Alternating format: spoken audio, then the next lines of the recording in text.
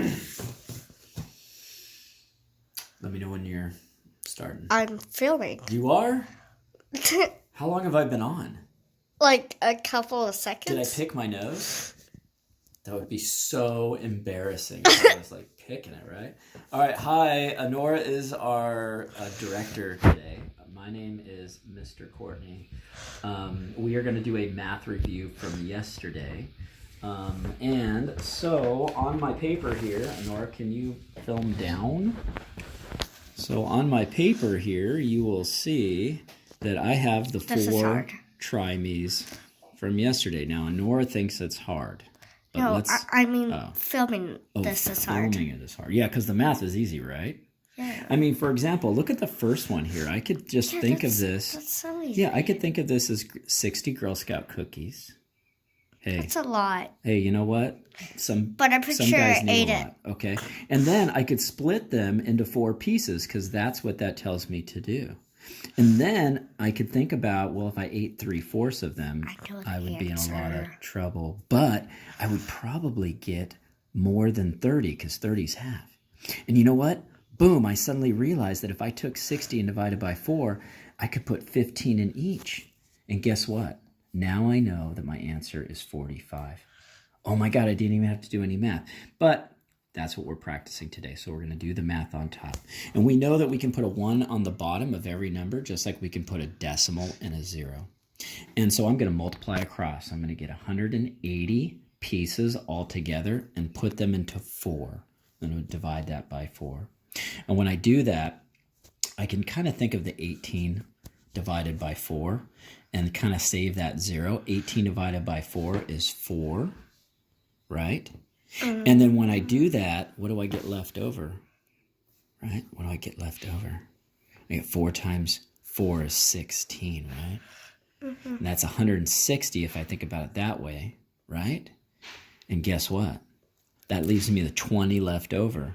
And if I have 20 left over, what's 20 divided by 4?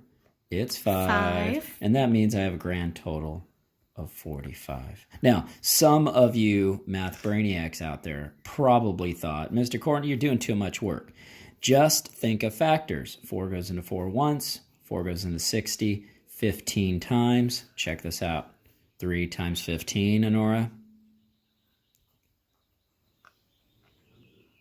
3 times 15, Honora. Wait, what?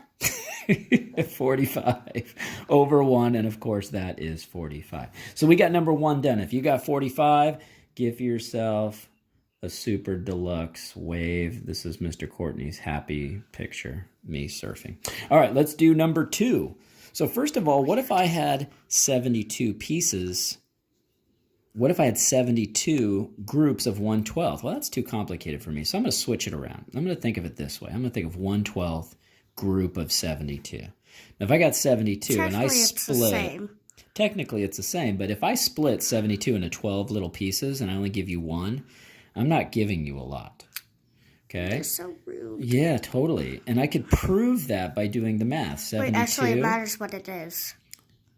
What should it be? Cardboard.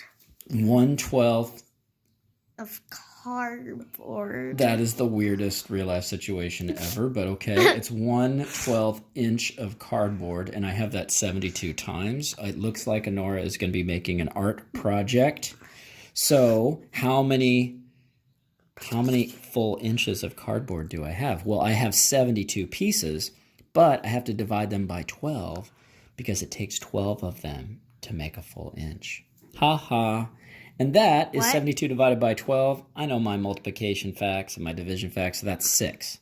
And yes, some of you, well, I'm thinking for you, okay? Because these videos are supposed to be about 5 to 10 minutes. So, boom. Now, some of you brainiacs were thinking canceling. Yeah. 12 goes into 12 once, and 72 can be factored out by 12 6 times. And look at that. Same difference. I love it. Now, last night, there was a lot of you who unfortunately said the answer with 2/4. If you said that, don't feel bad. Just kind of feel sad. Like, is that too mean? They should not feel correct is my point. They can feel wonderful, but they should not feel like, oh, I got it right. Because it's not. Because 2/4 is actually equal to 1/2. And how could you take a half of a half and get a half? What is it? Magic? I don't think so. Plus, if you went back to your model, right? Remember, here I am. Jeffrey eats the other half. I'm only having this much. And then, boom, Angel Mora comes over, and I'm only left with that, a half of a half. So it's going to be smaller than a half. This is a half of a half. And of course, if we stick to the math, we can clearly see that 1 times 1 is not 2, it's 1. Okay? And 2 times 2 is 4. And look at that. There it is. There's my sad little fourth. 1/2 of a half gives me a fourth. He kind of just showed you the answer. That's what I'm doing. I'm no, showing all the answers. On the model. Oh, kind of the model had the answer? Well, if you look up here, it's the same thing. When you do the model, you kind of know the answer, don't you? Now this not one... for me. Oh, okay, well, for me...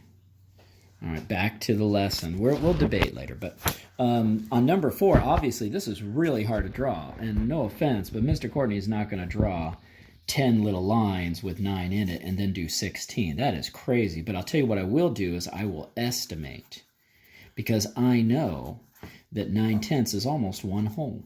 And I know that 15/16 is almost 1 whole. And if I have 1 whole group of 1, I know that my answer is going to be really close to a whole. Okay, I know it's a piece of a piece, so it's going to be smaller than a whole, but it's going to be really, really close. So now I can go ahead and do 15 times 9, and I can do 16 times 10. But now I'm starting to think maybe some of you brainiacs are smart, because guess what I see? I can cross-cancel. Now I can't cross-cancel this way, because 9 and 16 don't share common factors. You could also... But I can go this way. You can think... Yeah. If it's of equivalent. Right. Now, do you see any cross factors here that go into 15 and 10? Can you think of a number that would divide into 15 and 10 without a remainder? Wait, 150. No. See, that would be the multiple. I'm talking about a small number, like a Lego, that I could use to build 15 and 10. What do you think? I thought you were cross-multiplying. I'm cross-canceling. Oh, I heard cross-multiplying. Now, Sorry. 10 divided by 5 is 2, and 15 divided by 5 is 3. So look at that. Instead of 15/10, I get 3 halves. That's right. On top, I get 27. And on the bottom, if I double 10, I get 20. If I double 6, I get 12. So that comes out to 32. And I know my multiplication facts pretty well. I've seen 27 and 32 a lot, but they don't share any common factors. That means I'm in simplest form. There's your math review for today. Please double check your work. Over here, remember that you have less than all that, so you get 45. On this one, you have 72, and you're only taking a very small amount of it, so it makes sense you're only going to have 6. 1/2 of a half can't be a half, so it's a fourth. And then, of course, on number 4, 1 whole group of 1 whole group is almost 1 whole. Okay?